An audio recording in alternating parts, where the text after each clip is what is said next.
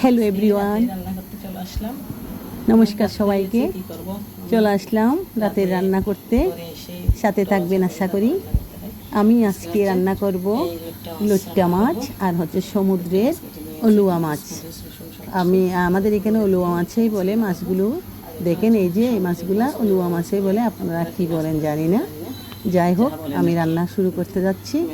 প্রথমে সরিষার তেল দিয়ে দিলাম কড়াইতে। আমি সরিষার তেল দিয়ে রান্না করি থাকি সব তরকারি। তো সরিষার তেল দিলাম। এখন হচ্ছে আমি তেলগুলো একটু গরম হওয়ার পরে একটু করে এই মরিচ পেঁয়াজগুলো দিয়ে দিচ্ছি। আগে থেকে আমি সুন্দর করে পেঁয়াজগুলো কুচি করে রেখেছিলাম, দিয়ে মাছগুলোও হচ্ছে একটু লেবুর রস আর লবণ দিয়ে সুন্দর করে দিয়ে পরিষ্কার করে রেখেছি। সব কাটা বাছা আগে করে রেখেছি। এখন আমি রান্নার কাজ শুরু করে দিয়েছি। এখন পেঁয়াজগুলো ভেজে নিচ্ছি। পেঁয়াজগুলো একটু ভাজা হতে হতে ওখানে একটু করে আদা বাটা দেব। আদাটাও হচ্ছে পেঁয়াজের সাথে একটু করে ভেজে নেব। আদাটা ভেজে দিতে হয়, নাইলে একটু কাঁচা গন্ধ থাকে। পেঁয়াজ আদা একসাথে ভেজে নিচ্ছি। তারপরে এগুলো একটু ভাজা ভাজা হয়ে গেলে এখন আমি দিয়ে দেবো ওখানে। এই যে আমি এই পেঁয়াজগুলো একটু করে ভাজা হওয়ার জন্য অপেক্ষা করতেছি। একটু নরম হলে এই যে একটু আদা দিলাম, আদাগুলো দিয়ে একটু আবার একটু নেড়ে ছেড়ে দিব। এখন দিয়ে দিলাম লবণ,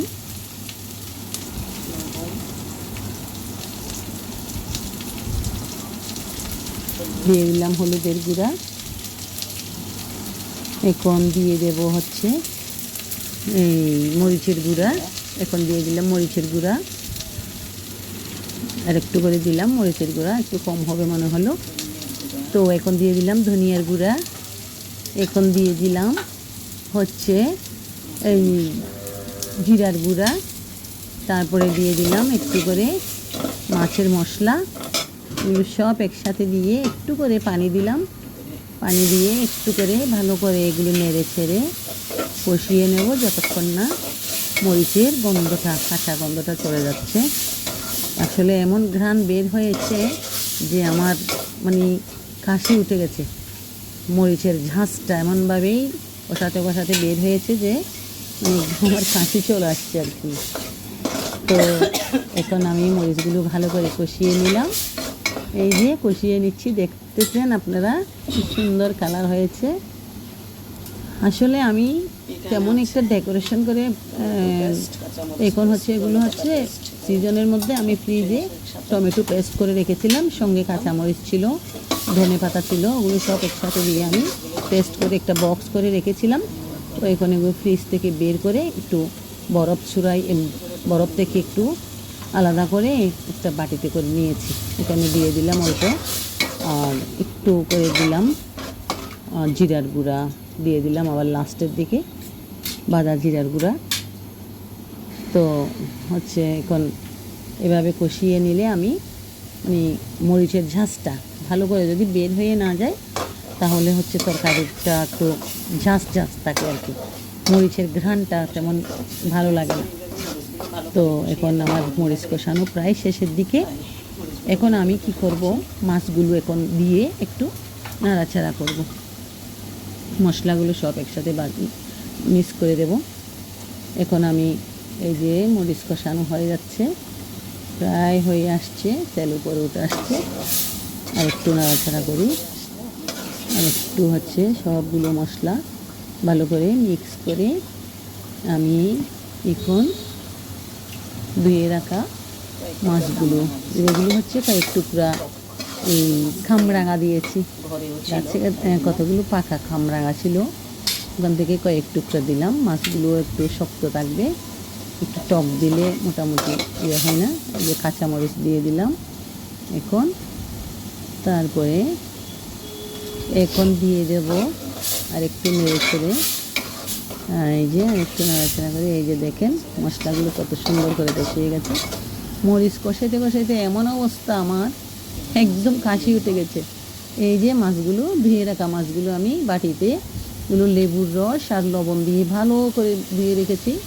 এখন হচ্ছে এই মাছগুলো ঢেলে দিলাম, দিয়ে মশলার সাথে একটু ভালো করে মিক্স করে নেব, যাতে মশলাগুলো সব মাছের গায়ে লেগে যায়।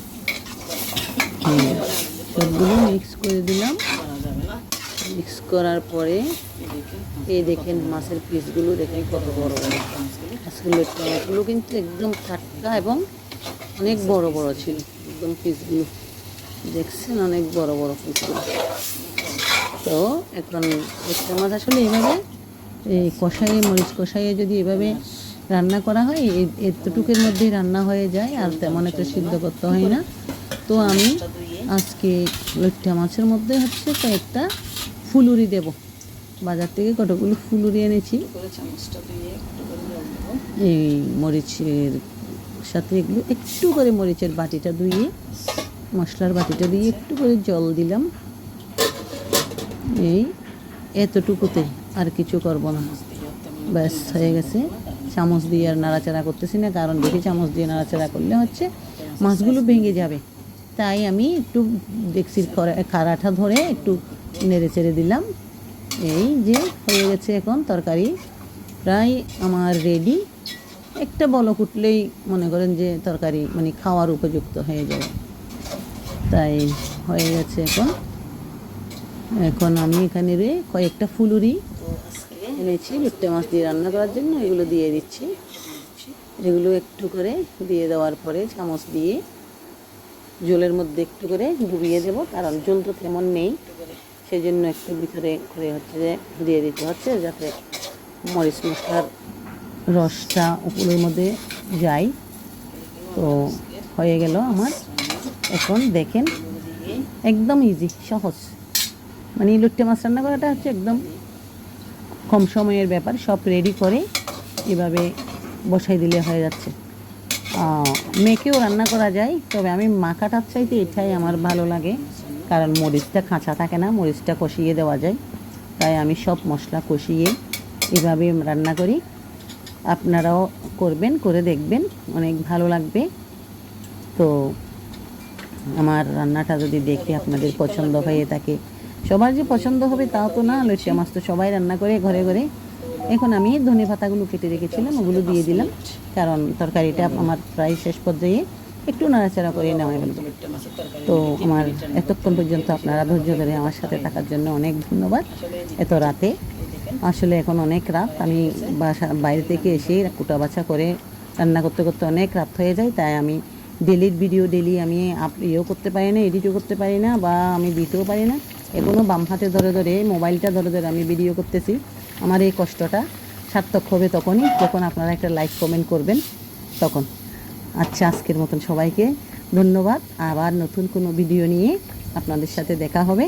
প্লিজ প্লিজ আমার চ্যানেলটা সাবস্ক্রাইব করবেন, আর একটু কষ্ট করে লাইক কমেন্ট করে দেবেন। এতটুকুই আপনাদের কাছে চাওয়া, আমার আর কিছু চাওয়া নেই। ধন্যবাদ সবাইকে সাথে থাকার জন্য। নমস্কার।